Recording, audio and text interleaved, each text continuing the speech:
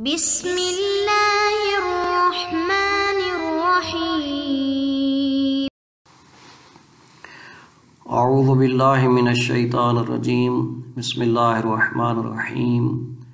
الحمدللہ رب العالمین الصلاة والسلام علی اشرف الانبیاء والمرسلین وعلی اہل بیتہ الطیبین الطاہرین المعصومین۔ عزیز طلبہ السلام علیکم ورحمۃ اللہ وبرکاتہ۔ شرح الامہ حصہ سوم کتاب المتاجر درس نمبر 34۔ مسائل میں سے پانچواں مسئلہ اس بارے میں ہے کہ بیع کے صحیح ہونے میں شرط ہے کہ ثمن کی مقدار اور جنس اور وصف بھی معلوم ہونی چاہیے۔ بیع کے صحیح ہونے کی شرائط میں سے پہلے متعاقدین کی شرائط پڑھی ہیں، پھر مبیع کی، اور اب ثمن کی، کہ ثمن کے لیے معلوم ہونا ضروری ہے۔ اس مسئلے میں بحث ہوگی۔ خلاصۃ درس کا خلاصہ عرض کرتے ہیں۔ فرماتے ہیں کہ جس طرح مبیع کے لیے شرط تھا کہ وہ معلوم ہو، اسی طرح بیع کے صحیح ہونے میں ثمن کے لیے بھی شرط ہے کہ وہ عقد بیع کے واقع کرنے سے پہلے معلوم ہونی چاہیے، اس کی مقدار بھی معلوم ہو، جنس بھی معلوم ہو اور وصف بھی بس بیع میں ثمن کا معلوم ہونا شرط ہے۔ تو اسی طرح فرماتے ہیں اگر بیع کا صیغہ جاری کر دیا جاتا ہے، یعنی بیع واقع کر دی جاتی ہے لیکن ثمن کی مقدار معین نہیں کی جاتی، بلکہ متعاقدین میں سے کسی ایک کے حکم کے ساتھ اس کی نسبت دی جاتی ہے، یا کسی اجنبی شخص کے لیے مثلا یہ کہا جائے کہ بیع ایک چیز بیچ رہا ہے، مبیع جو ہے مثلا بھیڑ ہے، اب اس کی قیمت جو ہے بیع معین نہیں کرتا ہے مشتری کے ساتھ، کہتا ہے ٹھیک ہے بعد میں جو میں طے کر لوں گا، ظاہر متعاقدین میں سے ایک بیع ہے، یا مشتری کو کہتا ہے ٹھیک ہے یا بعد میں آپ جو کر لیں گے، یعنی خود مشتری کو کہتا ہے کہ جو آپ حکم لگائیں گے اس کی قیمت کا، ثمن کا، یا ایک تیسرے شخص کو مثلا زید اور حسن آپس میں معاملہ کر رہے ہیں اور کہتے ہیں کہ جو عامر اس کی قیمت معین کرے گا وہی ہوگی، تو کہتے ہیں ان تینوں صورتوں میں چاہے قیمت بیع کے حکم پر معلق کر دی جائے یا مشتری کے لیے یا اجنبی شخص کے لیے، تو ان تینوں صورتوں میں بیع باطل ہوگی۔ کیوں؟ کیونکہ صیغہ عقد یعنی اس بیع سے پہلے ثمن جو ہے اس کی وہ معلوم نہیں ہے، بس شرط ہے کہ ثمن معلوم ہو، اس کی مقدار کے اعتبار سے، جنس کے اعتبار سے بھی اور وصف کے اعتبار سے بھی۔ پس فلا یصح البیع بحکم احد المتعاقدین، پس صحیح نہیں ہے بیع متعاقدین میں سے کسی ایک کے حکم کے ساتھ، یعنی بیع قیمت معین کرے بعد میں یا مشتری او اجنبی یا ایک تیسرے شخص کے ساتھ۔ پس بیع میں ثمن معلوم ہونی چاہیے، مقدار، جنس اور وصف اس کی۔ پس ولا بثمن مجہول القدر و ان شہدا، اسی طرح بیع صحیح نہیں ہے اگر اس کی مقدار مجہول ہے ثمن کی، اگرچہ اس کا مشاہدہ ہی کیوں نہ کیا گیا ہو، اس صورت میں بھی بیع صحیح نہیں ہے چونکہ مقدار کا معلوم ہونا ضروری ہے۔ ولا مجہول الصفت، اگر صفت مجہول ہے تو بھی بیع صحیح نہیں ہے، بیع میں ثمن کی صفت کا معلوم ہونا بھی ضروری ہے۔ مثلا درہم اگر کچھ معین کیے گئے ہیں، مثلا اس بھیڑ کے قیمت ثمن جو ہے مثلا 500 درہم ہے، اب وہ درہم کون سی جنس کے ہیں؟ اگر بازار میں متعدد قسم کے درہم جو ہیں وہ استعمال ہو رہے ہیں اور نقد موجود ہے تو اب اس میں اس کا معین کرنا صفت کا ضروری ہے۔ ولا مجہول الجنس، اور اسی طرح اگر جنس مجہول ہے تو بھی بیع صحیح نہیں ہے اگرچہ مقدار معلوم ہی کیوں نہ ہو، جب تک جنس مجہول ہے کسی شے کی، ثمن جو ہے وہ اس میں بیع صحیح نہیں ہوگی۔ اب کہتے ہیں ثمن معلوم نہیں تھی یا اس کی مقدار معلوم نہیں تھی یا صفت کے اعتبار سے یا جنس کے اعتبار سے، اور مشتری قبض کر لیتا ہے مبیع کو، یعنی بیع اور مشتری کے درمیان معاملہ ہو جاتا ہے، اب معاملہ والحال حاضی حالت یہی ہے، تو اب معاملہ تو باطل ہے، بس اگر مشتری قبض کر لیتا ہے تو کہتے ہیں اس صورت میں یہ مشتری ضامن ہوگا اس کا، اور وہ مبیع اس کی ضمانت میں ہوگی، بس مشتری اسے کیا کرے گا؟ واپس کرے گا، یعنی بیع رجوع کر سکتا ہے اس میں بھی، اور اس کے جو منافع ہیں یعنی جو اس میں نما ہوا ہے، چاہے وہ متصل تھا یعنی وہ بھیڑ تھی اور موٹی ہو گئی، قیمت اضافہ ہو گئی، یا منفصل تھا مثلا اس نے بچہ دے دیا، چاہے مشتری نے ان منافع سے استفادہ کیا ہو یا نہ کیا ہو، مثلا فرض کریں اگر یہ سواری کے قابل کوئی چیز تھی، گھوڑا تھا تو اس نے سواری کی، یا اگر اس نے سواری نہ بھی کی ہو، تمام منافع میں بائع جو ہے اسے کیا کرے گا؟ رجوع کرے گا، اور مشتری اس کا کیا ضامن ہوگا۔ الخامسۃ، پانچواں مسئلہ، یشترط علم الثمن قدرا و جنسا و وصفا، شرط لگائی گئی ہے ثمن کے علم کی مقدار، جنس اور وصف کے اعتبار سے قبل ایقاع عقد البیع، عقد بیع کے واقع کرنے سے پہلے ثمن کی مقدار، جنس اور وصف کا معلوم ہونا ضروری ہے۔ پس فلا یصح البیع بحکم احد المتعاقدین او اجنبی، پس بیع صحیح نہیں ہوگی اگر مثلا ثمن متعاقدین میں سے کسی ایک کے حکم یا اجنبی شخص کے حکم سے ہو، تو مثلا جیسا کہ میں نے کہا ہے کہ اگر کہا جائے کہ بیع کہتا ہے کہ جی بعد میں جو میں قیمت طے کر لوں گا، یا مشتری کو کہتا ہے بھی لے جو بعد میں جو آپ قیمت اس کی معین کریں گے، یا ایک تیسرے شخص کا کہا جاتا ہے، تو یہ بیع صحیح نہیں ہے اتفاقاً، اس میں تمام علماء کا کیا ہے؟ اتفاق ہے، فقہاء کا۔ وَإِنْ وَارَدَ فِي رِوَایَةٍ شَاذَةٍ جَوَازُ تَحْکِیمِ الْمُشْتَرِی، اگرچہ وارد ہوا ہے ایک روایت شاذہ میں کہ مشتری کی تحکیم جائز ہے، یعنی مشتری اگر قیمت گزاری کرتا ہے تو اس صورت میں بیع صحیح ہوگی۔ فَيَلْزِمُهُ الْحُکْمُ بِالْقِیمَةِ فَمَا زَادَ، پھر مشتری کو لازم ہوگا کہ وہ حکم لگائے اس کی قیمت کا جو بازار میں ہے، مثلا وہی جو بازار میں قیمت ہے وہی حکم لگائے، فما زادہ، یا اس سے زیادہ، اس سے کم تر نہیں لگا سکتا ہے۔ ولا بثمن مجہول القدر وان شہدا، اور اسی طرح بیع صحیح نہیں ہے اگر ثمن کی مقدار مجہول ہے، وان شہدا، اگرچہ اس کا مشاہدہ کیا گیا ہو۔ کیوں بیع صحیح نہیں ہے؟ لبقاء الجہالت، کیونکہ اس میں جہالت باقی رہتی ہے۔ اگر مقدار معلوم نہیں ہے، گرچہ اس کا مشاہدہ کیا جائے، مثلا ایک شخص کی مٹھی میں کچھ درہم موجود ہیں اور کہے کہ ان درہم کے مقابلے میں مثلا آپ مجھے یہ بھیڑ دیں، تو کہتے ہیں اس ثمن میں جہالت باقی ہے، اور جب جہالت باقی ہو کہ جہالت کی وجہ سے غرر ہے، اور غرر کی جو ہے وہ نفی کی گئی ہے، منع کیا گیا ہے۔ وَثُبُوتِ الْغَرَرِ الْمَنْفِيِ مَعَهَا، پس جہالت باقی ہے، اور جہالت کے ساتھ غرر جس سے نفی کی گئی ہے وہ ثابت ہو رہا ہے، پس لہذا اگر مقدار مجہول ہے تو بیع صحیح نہیں ہے۔ خلافاً للشیخ فی الموزون، البتہ اختلاف کرتے ہوئے شیخ طوسی علیہ رحمہ کے ساتھ وہ مبیع کے، وہ چیز کے جو موزون ہے، یعنی وہ ثمن اگر ایسی چیز میں سے جو موزون ہے، تو انہوں نے فرمایا کہ اس میں ضروری نہیں ہے کہ مقدار معین ہو، بلکہ مشاہدہ ہی کافی ہے۔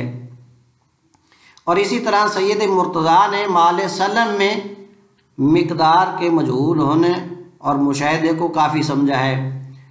کہ فرماتے ہیں مال سلم، بیع سلم، اس میں اس کو بیع کو کہتے ہیں کہ جس میں ایک شخص پیسے یا سامان جو ہے وہ پہلے دے دیتا ہے اور کہتا ہے کہ 1 ماہ یا 2 ماہ بعد مثلا فلاں موقع پر آپ نے مجھے مبیع دینی ہے، تو اسے بیع سلم، اور اس مبیع کو مال سلم کہا جاتا ہے۔ مال سلم میں فرماتے ہیں اگر بائع کو مشتری ایک ایسی چیز دے رہا ہے جس کی مقدار معلوم نہیں ہے لیکن فقط مشاہدہ ہے، تو کہتے ہیں کافی ہے۔ وللمرتضیٰ، اور اختلاف کرتے ہوئے سید مرتضیٰ کے ساتھ فی مال سلم میں، مال سلم میں۔ اور اسی طرح ابن جنید نے فرمایا ہے کہ مطلقاً اگر ثمن مجہول ہے تو بیع صحیح ہے، البتہ اس صورت میں کہ جب مبیع صبرا ہو، یعنی ڈھیر کی صورت میں ہو، ڈھیری کی صورت میں ہو، البتہ اس صورت میں جب اس مبیع اور ثمن میں کی جنس میں کیا ہو، اختلاف ہو۔ بس وہ اختلاف کرتے ہوئے ابن جنید سے فی المجہول مطلقاً، وہ کہتے ہیں مطلقاً مجہول میں بیع صحیح ہے اذا کان المبیع صبرتاً، جب مبیع صبرہ ہو، ڈھیری کی صورت میں ہو، ما اختلافہما جنساً، البتہ ثمن اور مبیع میں جنس میں کیا ہو، اختلاف ہو، تاکہ ربا لازم نہ آئے۔ ولا مجہول الصفت، اور اسی طرح بیع صحیح نہیں ہے جب صفت مجہول ہو، کمیت درہم وان کانت مشاہدۃ لا یعلم وصفها مع تعدد النقد الموجود، جیسا کہ 100 درہم، اگرچہ اب ان کا مشاہدہ بھی اس نے کر لیا ہو کہ اس کے ہاتھ میں درہم ہے، لیکن ایسا مشاہدہ ہے کہ جس سے وصف معلوم نہیں ہو رہی ہے۔ اب اگر وصف معلوم نہیں ہو رہی ہے کیوں؟ مع تعدد نقد الموجود، چونکہ نقد جو ہے وہ متعدد موجود ہے مارکیٹ میں، بازار میں، تو اب یہاں پر وصف کا معین کرنا ضروری ہے۔ اگر وصف معین نہ ہوئی تو بیع صحیح نہیں ہے۔ بس ولا مجہول صفت، اس طرح بیع صحیح نہیں ہے مجہول صفت کی، جیسا کہ 100 درہم وان کانت مشاہدۃ، اگرچہ اس میں مشاہدہ ہی کیوں نہ ہو، لا یعلم وصفها مع تعدد نقد الموجود، اس مشاہدے میں وصف ہے وہ معلوم نہیں ہو رہی ہے، چونکہ نقد جو نقدی ہے وہ موجود جو ہے وہ متعدد ہے۔ ولا مجہول الجنس وان علم قدرہ، اور اسی طرح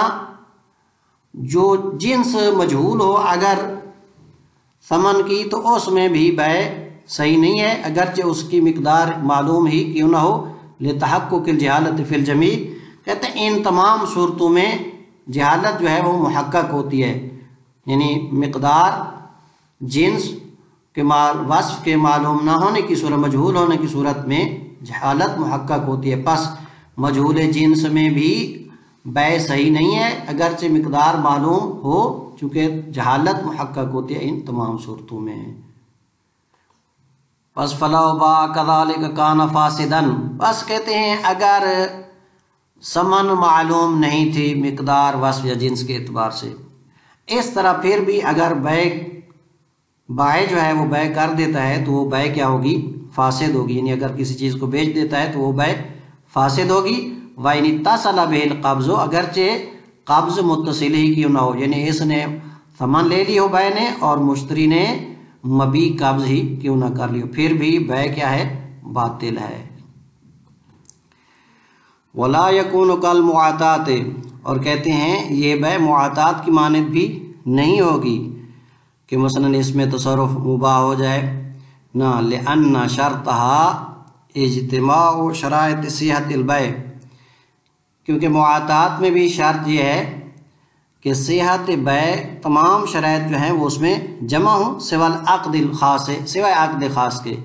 چونکہ معاتات میں صرف صیغہ خاص نہیں ہوتا، اس کے علاوہ باقی تمام شرائط بیع جو ہیں وہ موجود ہوتی ہیں، اور اس میں تو موجود نہیں ہے، لہذا یہ بیع فاسد ہے اور معاتات کی مانند نہیں ہے۔ اب کہتے ہیں اگر قبض بھی ہوگا، یعنی مبیع مشتری نے قبض کر لی اور حال یہ ہے کہ اس میں مثلا شرائط یہ معلوم موجود نہیں تھی کہ ثمن معلوم نہیں تھی، تو کہتے ہیں یہ مبیع مشتری کی ضمانت میں ہوگی اور مشتری اس کا ضامن ہوگا۔ فَإِن قَبَضَ الْمُشْتَرِي الْمَبِيعَ وَالْحَالُ هَذِهِ، اگر مشتری نے قبض کر لیا مبیع کو اور حالت یہی ہے، یعنی کیا کہ بیع فاسد تھی، قَانَ مَضْمُونًا عَلَيْهِ، تو وہ مبیع مشتری کی ضمانت پر ہوگی۔ کیوں؟ کہتے ہیں لِأَنَّ كُلَّ عَقْدٍ يُضْمَنُ بِصَحِيحِهِ يُضْمَنُ بِفَاسِدِهِ، کیونکہ ہر وہ عقد کے جس کی صحیح میں ضمانت ہو، ضمانت دی جاتی ہو، اس کے فاسد میں بھی ضمانت دی جاتی ہے۔ تو ظاہراً بیع اور ظاہر ہے کہ بیع اور اجارہ میں صحیح میں بھی ضمانت ہے تو فاسد میں بھی ضمانت ہوگی، وبالعکس، اور اس کا الٹ، چونکہ یہ قاعدہ ہے کہ جس عقد کے صحیح میں ضمانت دی جاتی ہے اس کے فاسد میں بھی ضمانت ہوتی ہے۔ اگر مثلا فرض کریں کہ یہ بیع صحیح ہو جاتی اور اس میں فرض کریں خیار حیوان ہوتا تو 3 دن تک مشتری مبیع کا ضامن ہوتا ہے قبض کے بعد۔ اب اگر وہ چیز تلف ہو جاتی ہے تو مشتری ضامن ہے اس مبیع کا اور بیع ادھر سے ضامن ہوگا ثمن کا۔ تو عقد بیع میں جیسا کہ صحیح میں ضمانت ہے، اسی طرح فاسد میں بھی ضمانت ہے۔ وبالعکس، اور اس کا الٹ، کہ ہر وہ عقد کے جس کے صحیح میں ضمانت نہیں ہے اس کے فاسد میں بھی ضمانت نہیں ہے، جیسا کہ ہبہ اور عاریہ وغیرہ ہیں، اس میں ضمانت نہیں ہے۔ اگر کوئی شخص مثلا ہبہ کرتا ہے کسی چیز کو اور ابھی قبض نہیں کرایا تھا تو قبض سے پہلے اگر وہ تلف ہوتی ہے تو اس کا ضامن نہیں ہے۔ اور اسی طرح پس جو صحیح میں ضمانت ہے تو فاسد میں بھی ضمانت ہے، اور اگر صحیح میں ضمانت نہیں ہے تو فاسد میں بھی ضمانت۔ اب جب یہ مشتری ضامن ہے تو کہتے ہیں رجوع کرے گا بیع اس مبیع میں، خود مبیع بھی لے گا اور اس کے زوائد یعنی جو اس میں نما وغیرہ ہوئے ہیں چاہے متصل ہوں اور منفصل ہوں سب اس سے کیا کرے گا، لے گا۔ فَيَرْجِعُ بِهِ پس رجوع کرے گا بیع بِهِ یعنی اس مبیع میں یعنی مشتری سے لے گا، وَبِزَوَائِدِهِ اور اس کے زوائد میں بھی رجوع کرے گا، مبیع کے زوائد مثلا متصلتاً یعنی زوائد متصلہ جیسا کہ موٹی ہو گئی ہے، قیمت بڑھ گئی ہے، منفصلتاً جیسا کہ اس نے بچہ دے دیا ہے، تو یہ تمام میں رجوع کرے گا۔ وَبِمُنَافِعِهِ الْمُسْتَوْفَاتِ اور اس کے ان منافع میں بھی کہ جن سے اس نے استفادہ کیا ہے، ان کو استعمال میں لایا ہے۔ مثلا اگر یہ سواری تھی، گھوڑا تھا تو اس پر سواری کی ہے، مکان تھا تو اس میں سکونت اختیار کی ہے، اگر وہ منافع تھے اس کے کہ جن سے اس نے استفادہ کیا ان میں بھی رجوع کرے گا۔ وَغَيْرِهَا اور اگر اس نے اس سے استفادہ نہیں بھی کیا ہے، منافع مستفاد کے غیر ہیں، ان میں بھی وہ رجوع کرے گا علی الاقوی اقوی قول کی بنیاد پر۔ وَيَضْمُنُهُ کہتے ہیں اب جب یہ ضامن ہے مشتری، اگر وہ چیز تلف ہو جاتی ہے تو اب کون سی قیمت اس کی ادا کرے گا؟ کہتے ہیں وَيَضْمُنُهُ اور یہ ضامن ہوگا ان طالفا اگر تلف ہو گئی تو کس چیز کا ضامن ہوگا؟ بے قیمت ہی اس کی قیمت ادا کرے گا،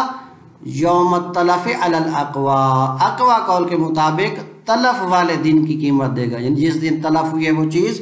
اس دن اس کی قیمت کیا تھی وہ قیمت ادا کرے گا۔ وقیل یوم القبض یوم القبض اور کہا گیا ہے کہ نہیں، جس دن اس نے قبض کی تھی، مشتری نے وہ چیز لی تھی، اس دن اس کی قیمت کیا تھی وہ قیمت ادا کرے گا۔ وقیل اور ایک تیسرا قول ہے الاعلی منہ الیہ قبض سے لے کر تلف تک ان میں سے جو اعلیٰ قیمت ہے وہی ادا کرے گا۔ الاعلی منہ الیہ یعنی من القبض الی التلف قبض سے تلف تک کی جو اعلیٰ قیمت ہے ان کے درمیان میں وہ دے گا۔ شہید ثانی فرماتے ہیں وَهُوَ حَسَنٌ یہ آخری قول حسن ہے ان کانت تفاوت بسبب نقص فی العین او زیادت اگر قیمت میں تفاوت اس چیز کی عین میں زیادتی یا کمی کی وجہ سے ہے تو پھر تو یہی تیسرا قول حسن ہے، یعنی اگر قیمت اس کی وہ چیز موٹی ہو گئی تھی، فرض کریں پہلے 3 من کی تھی پھر 4 من ہو گئی، پھر 4 من ہونے کے بعد کمزوری ہوئی اور پھر 2 من ہو گئی، اب قیمت تفاوت کرتی رہی اس میں عین میں زیادتی یا کمی کی وجہ سے، پھر تو جو زیادہ ترین قیمت ہے مثلا وہی 4 من والی وہ لے گا، کیونکہ نقص یا زیادتی عین میں نقص یا زیادتی کی وجہ سے قیمت مختلف ہوئی ہے۔ لیکن اما بے اختلاف سوق لیکن اگر اس کی قیمت میں زیادتی بازار میں اختلاف کی وجہ سے ہوئی ہے، یعنی بازار میں قیمت کبھی اس کی 300 ہو گئی ہے، کبھی 400 ہو گئی ہے، پھر 200 پہ آ گئی ہے، فالاول حسن پھر پہلا قول حسن ہے کہ تلف والے دن کی اس کی قیمت لے گی۔ وَلَوْ كَانَ مِثْلِيًّا ضَامِنَهُ بِمِثْلِهِ اگر وہ چیز مثلی ہے، قیمی مثلا قیمت والی چیزیں جیسا کہ بھیڑ بکریاں اب یہ مثلی نہیں ہیں، قیمی ہیں، کیونکہ بھیڑیں اگرچہ ایک جیسی ہوں لیکن قیمت ان کی مختلف ہوتی ہے، لیکن اگر مثلی ہے جیسا کہ گندم وغیرہ ہے تو ضَامِنَهُ بِمِثْلِهِ تو اس کی مثل کا ضامن ہوگا۔ فَإِن تَعْذَرَ لیکن اگر وہ مثلی بھی متعذر ہو گئی فَقِيمَتُهُ يَوْمُ الْعِوَاضِ عَلَى الْأَقْوَى تو اس کے عوض والے دن کی قیمت یعنی اس کے نایاب ہونے والے دن کی قیمت ہے اقوی قول کے مطابق یہ ادا کرے گا۔ فَإِن تَعْذَرَ اگر یہ متعذر فَقِيمَتُهُ يَوْمَ الْعِوَاضِ پس اس کی قیمت دے گا عوض والے دن کی یعنی نایاب ہونے والے دن کی علی الاقوی اقوی قول کے مطابق۔ وصلی اللہ علی محمد وآلہ الاطہار۔